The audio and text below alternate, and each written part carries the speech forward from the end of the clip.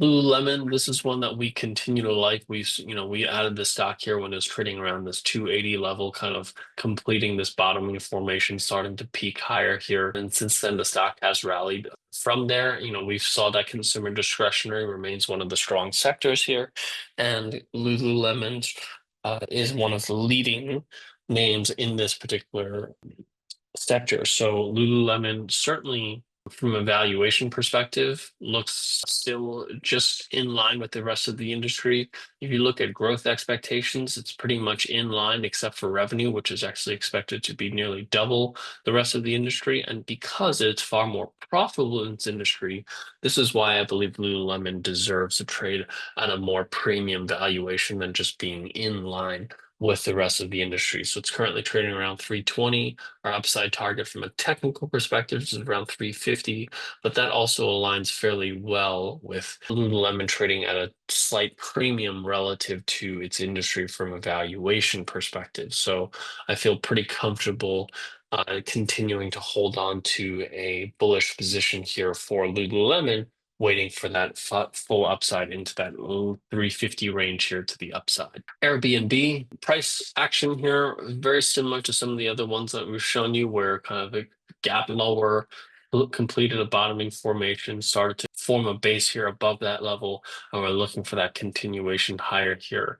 Our upside target here is around 147, which would kind of complete, this, we'll call it this bottoming formation or this breakdown since it kind of formed here. We've already kind of tagged that level once quickly here on earnings a couple of weeks ago. But we're looking for that continuation here up into that 140 level, 147 level here to the upside. From a valuation perspective, Airbnb does trade at a premium relative to its industry, but that's largely supported by growth that's kind of either slightly in line or slightly above the rest of the industry. But I think the one thing that supports the higher valuation is really the fact that it's more profitable than its peers. I think that's kind of actually surprises a lot of investors when they look at that for the first time, compared to most of its peers. Airbnb does generate higher profits for every dollar that they earn, which is why Airbnb, in my opinion, deserves to trade at a more premium valuation here in our portfolio. Bristol Myers, another one that we recently added here, just continues to grind higher here. This is one that's starting to play out quite nicely here. Our upside target here is around 60, so we're just about reaching our upside target. We'll continue to monitor this once it reaches 60 because we do have further upside targets here to the upside. It's currently trading at a pretty significant discount relative to its industry, even though it's expected to grow much faster. And that's really because of the fact that they've worked through a period of net losses, but they expect to turn to profitability by next year. They've taken quite a few write-downs here in the past couple of quarters with regards to their generics. And, as they continue to kind of focus their attention on their pipeline, that's really where the upside, comes into play. And the valuation right now has kind of been in the toilet a little bit because of the lack of profitability that we've seen over the past year or year and a half or so. But as it returns back to profitability by early next year, this is really where we start to see a bit of a turnaround story for Bristol Myers. And that's really where I see the upside potential here for this stock from a fundamental perspective.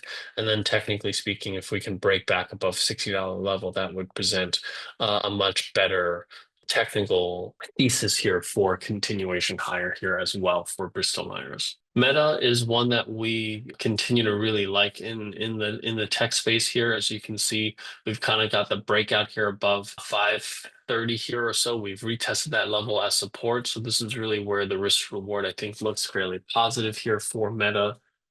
It trades at a pretty significant discount relative to the industry average, yet it is not only expected to grow faster than the industry, but it's also far more profitable, which is why this is actually where I believe Meta should be trading, probably closer to about 30 times forward earnings rather than the roughly 20% discount that it's currently trading relative to the industry.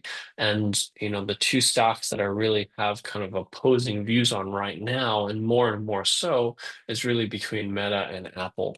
Meta trades at a discount relative to the industry, while Apple trades at a premium. But if you look at kind of growth metrics, you look at profitability metrics, you really think that these numbers should probably be more likely flipped, especially when you look at the outlook for both of these stocks. You have Meta that has recently, or rather for the past few years, have focused on kind of providing virtual reality headsets, and they've recently just launched kind of some AR technology that looks like it's actually potentially leaps and bounds ahead of what Apple's currently envisioning with their Vision Pro. We even though we don't have any data on Meta's side of things with regards to sales because they don't have an actual product that's commercially viable at the moment. We know that Meta has continued to grow their kind of VR business with their Oculus. And on the flip side, Apple's kind of doing the exact opposite. The Vision Pro has struggled to sell. Developers are not developing for that particular product, and for those reasons, it's really struggled here for customers.